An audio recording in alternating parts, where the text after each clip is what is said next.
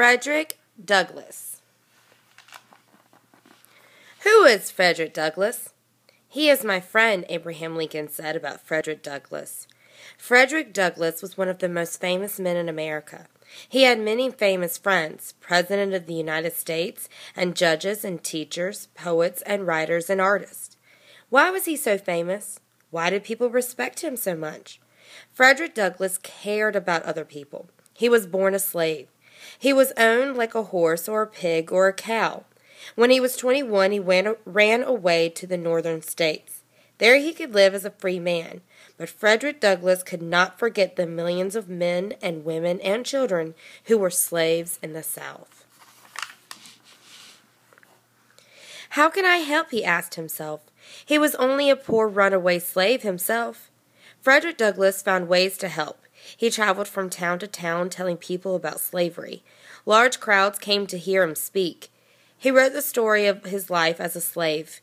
Many people read it and knew how he felt to be owned like a horse or a pig or a cow. He started a newspaper where blacks could speak for themselves. He helped slaves escape on the Underground Railroad.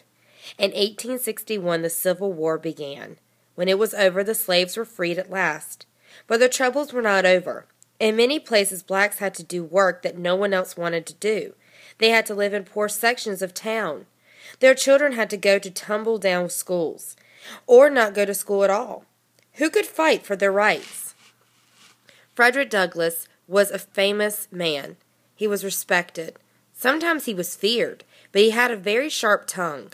He could not fight for his people. He could fight for his people.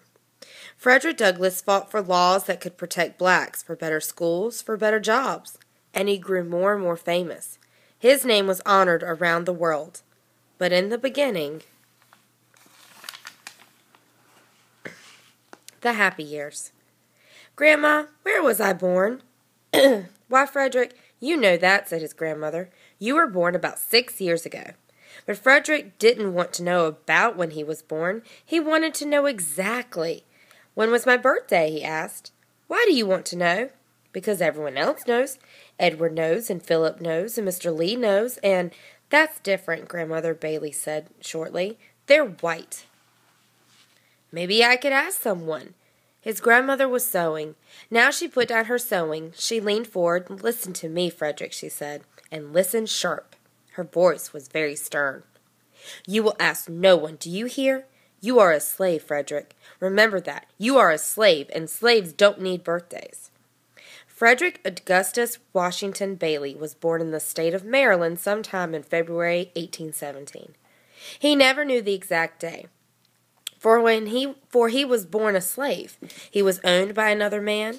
Frederick was owned by a man named Captain Aaron Anthony. The slaves called him Old Master.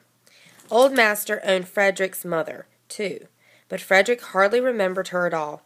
Soon after Frederick was born, Old Master sent Frederick's mother away. He sent the baby Frederick to live with Grandmother Bailey.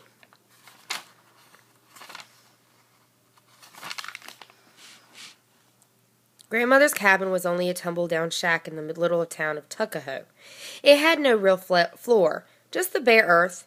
It had no windows at all, but to Frederick it was home, because his grandmother was there. Those were the happy years, the first years with Grandmother Bailey. Frederick wanted them to go on forever, but he knew they would not. He knew that Grandmother Bailey only raised children until they were old enough to work. Then they were sent back to Old Master again. Leave his grandmother? The thought scared Frederick. Maybe Old Master will forget about me, he thought. I'm awfully skinny and small. But he was growing. Frederick could remember a time when he had not been able to touch the bottom branch of the pine tree beside the cabin, no matter how high he stretched. Now he had to bend his head when he walked under it. Maybe if I don't eat so much, Frederick thought, I'll stop growing. But soon he got hungry. Nothing helped anyway. Time kept passing and Frederick kept growing. One morning his grandmother called, Frederick, where are you? Hurry, child, we're going on a trip. A trip? Frederick came running. Once he had gone through the woods to Mr. Lee's sawmill. He had been down river as far as the next farm, but he had never gone on a real trip before. He danced up and down with excitement. His feet kicked up little puffs of dust. He was far too excited to be worried. Where? Where? He cried. But Grandmother just shook her head. "You'll see," was all she would say. Frederick and his grandmother walked for a long time. The road was dusty, and the day was hot. Frederick's feet began to drag. Finally it came to an end of their trip. Frederick saw a big brick house. Behind the house was a barn and many smaller buildings.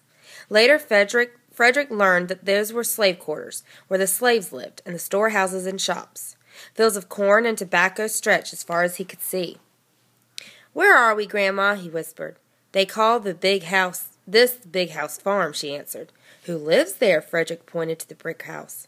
"Old Master," Grandmother said quietly. "No," Frederick pulled back on his grandmother's hand. "Let's go home," he cried. But Grandmother shook her head. She held Frederick's hand tightly and kept on walking toward the brick house. I want you to stop, and as you are reading with me, now I want you to work on your comprehension. I would like you, using this text, to find evidence of how Frederick Douglass felt about his childhood. Write this in your literacy notebook.